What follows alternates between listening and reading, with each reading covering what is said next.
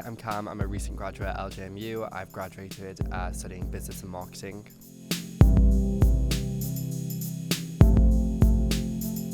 So in my second year of university, I applied for a discovery internship with Unitemps at Northern Power Women, which thankfully I got, and that was just a 3-month work experience where I just gained skills within social media and marketing and copywriting, things like that. Then I did a semester abroad living in Paris where I studied luxury brands and communications, which was really interesting. While I was there, I was applying for placement roles, which I think I applied for over 100 placements and got rejected by a lot of them. But luckily I got accepted onto the very group placement after 3 interviews and an assessment day. This was a great placement role where I worked in the digital marketing team and did a rotational scheme within things like paid social, display marketing, PPC and app marketing. That really gave me a really interesting role as I was allowed to explore things that I'm interested in, like paid social, but also explore areas I'd never really heard of, like PPC. That was a really great experience, and I'd really recommend all students to do a placement, and it really enhanced my employability coming back to university as well.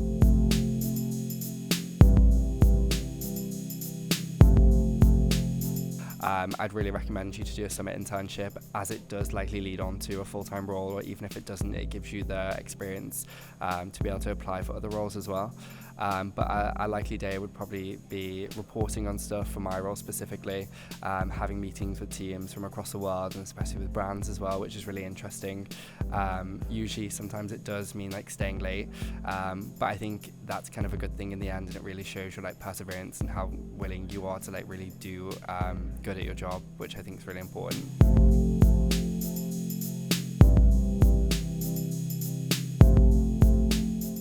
Doing the discovery internship allows you to learn a lot more, and then when you go into a new business setting, you really feel comfortable as you've done it before. So I'd really recommend doing a discovery internship, but it is scary, but you just have to kind of push yourself out of your comfort zone, and that will really benefit you in terms of your employability.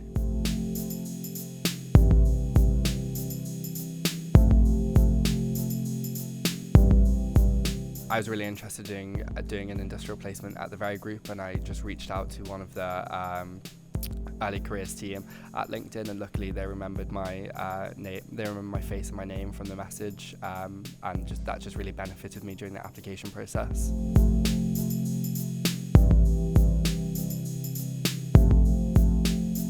With LinkedIn, this may be a bit unconventional, but I think be annoying as possible. Like connect with as many people as you want to as possible, especially if they work for a business you're interested in and you want to work at. Connect with them and send them a message telling them that you're interested. If you see anyone offering any jobs or offering any internships, connect with them and reach out to them and really get your name out there, because it will really benefit you, because they'll recognize your face, they'll recognize your name, especially when it comes to like the application process. But yeah, I would really say being annoying as possible, because the worst thing people are going to do is ignore your message.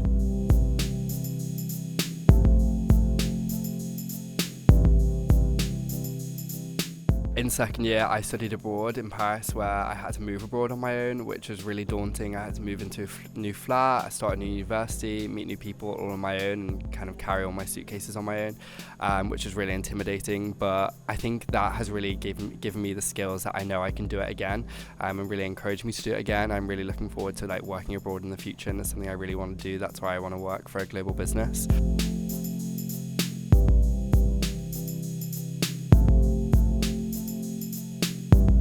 I actually work 2 days a week at Student Futures, working in the marketing team, and I work on the social media, and just kind of helping get people to the events and kind of help the promotional things for the events as well, and other services across university, which has really been beneficial for me.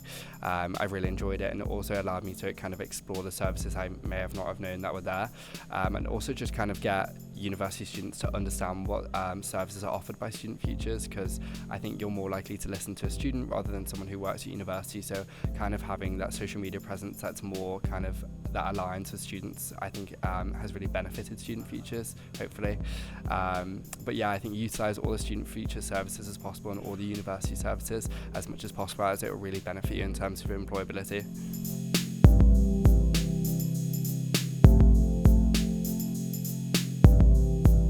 I think if you're attending the events, know who the employers are and know who you're going to speak to. If you're interested in working for a business like THG or HSBC, know your questions and tell them that you're really interested in working for the business. This will really benefit you, as they'll remember your face and they'll remember your name, and hopefully this will guide you through the application process. Don't kind of come unprepared, and if you do come unprepared, be willing to put yourself out there and just ask as many people questions as possible. This will really benefit you.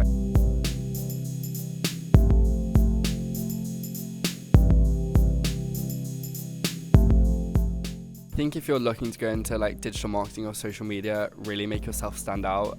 It's a really attractive field, loads of people are interested in, and it's kind of like quite an easy way to get into, especially with university, but you have to make yourself stand out in terms of like jobs.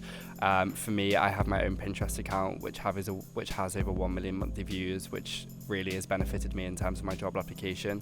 I've also got a variety of digital skills. I'm currently learning SQL at the moment, which is kind of just like a data skill, which has really benefited me. But I think the more skills you have will really benefit you. I think you can't really go into it having an attitude saying, I'm going to do this. You really need to make yourself stand out, as it is a really attractive field and loads of people want to apply for it. So if you do have a social media account, really try and grow it or try and explore new areas, whether it is Pinterest or YouTube or Reddit or things like that. If you're interested in digital marketing, learn new skills, learn stuff like having a blog or learning SQL, or even if it's something like Meta Business Suite or Ads Manager, learning those skills will really benefit you and also make you stand out from the crowd. Even if it's doing small things like Google workshops or Google AdWords courses, it will really benefit you in the long run, and it's just an extra on top of university.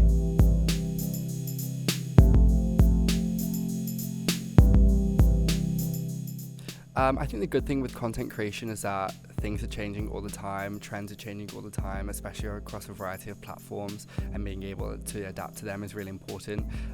Throughout this job I've used Canva a lot, and I've also used Photoshop quite a lot, but I've also used the in-app features as well, which has really benefited me and also pushes the content up in the algorithm, which is really good for student features as Instagram and LinkedIn account as well.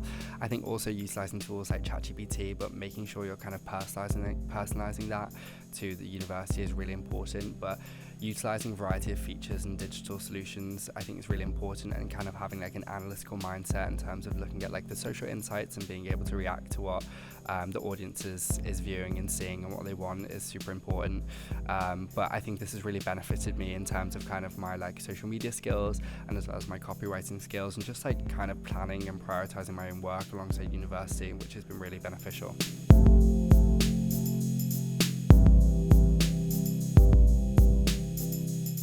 Having completed a summer internship at Condé Nast, I've just secured an associate manager role, working within the email and newsletter and audience development team. This is a global role working in the UK office, working with teams across the world, which I'm really interested, working with brands like Vogue, GQ, Wired and things like that.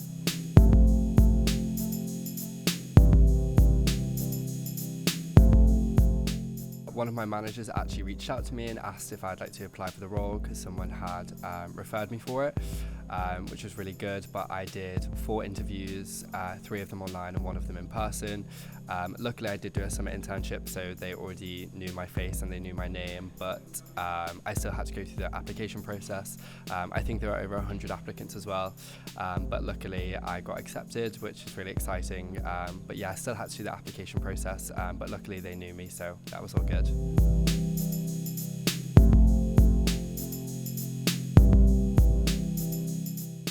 First, I applied with my CV and my cover letter, then I did an interview with one of the HR team, and then who will be my manager as well. Then I did an interview with 2 of the people who work on the team, and then a final interview with the head of the team as well, the product director, in person. Each interview was pretty relaxed, but I kind of had to really show my eagerness for the role and kind of why I wanted to work back at the business, and also move as well.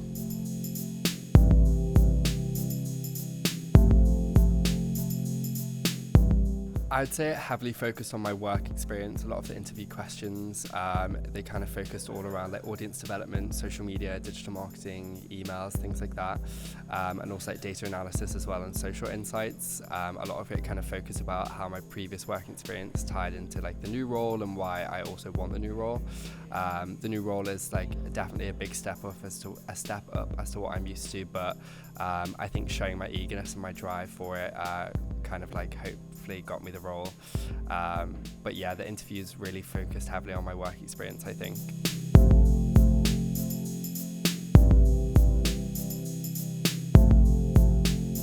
I think tips I would give for the interview process is know your stuff, like really prepare yourself for interviews, whether that's doing practice interviews with your friends or like going to the CV cafe and doing interviews with people who work at Student Futures, or just getting your CV checked on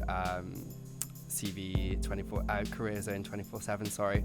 But really knowing your stuff and also being able to talk about your past experiences, whether that's using like the STAR technique, just being able to really know your stuff about the area you're really interested in, you're going to work within.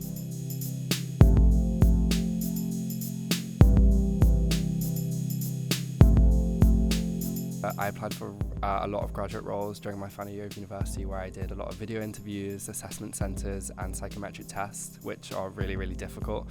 I've failed a lot of them, but also passed a lot of them as well. I think just doing practice is really essential, and just like trying as hard as you can. A lot of them you probably will fail because there's so many people applying for them, and it is just kind of like a separation test, but I think, yeah, you just have to kind of like try as hard as you can. The video interviews, I think, are the hardest ones because trying to get your personality across online is kind of really difficult, whereas in person it's a lot easier. So I think you just really have to prepare yourself for that and like know your stuff, as I said earlier.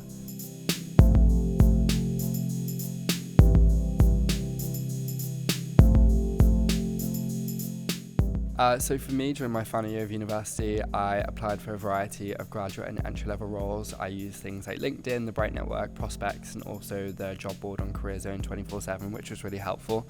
I also like kept a tracker on Excel of just all of the applications I applied for and where I'm up to them.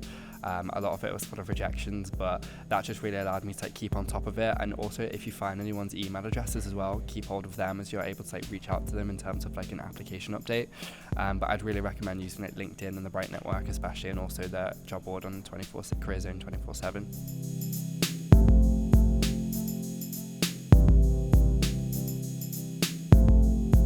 I think in terms of final year, like doing a placement and summer internship and other previous internships really benefits you in terms of your work. It really like gives you a head start in being able to write reports and being able to just connect with people and meet with people and speak to them in kind of like more of a business manner. But in terms of final year, I think just try as hard as you can and get things done as soon as you can. We finish university pretty early, and so that just gives you more time to apply for jobs and apply for graduate schemes. So if you have your assignments done earlier rather than later, it just makes it so much easier for yourself as well.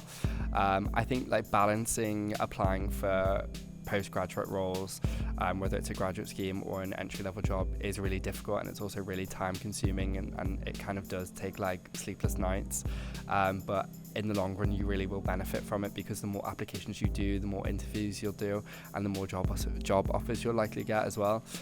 Also, I think one thing to remember is like, don't compare yourself to other people. You'll find that other people probably will have different opportunities and will probably be offered jobs and you won't, but at the end of the day, I think if you just stick at it and you really want something, you kind of will get it, but you just really have to have perseverance, I think.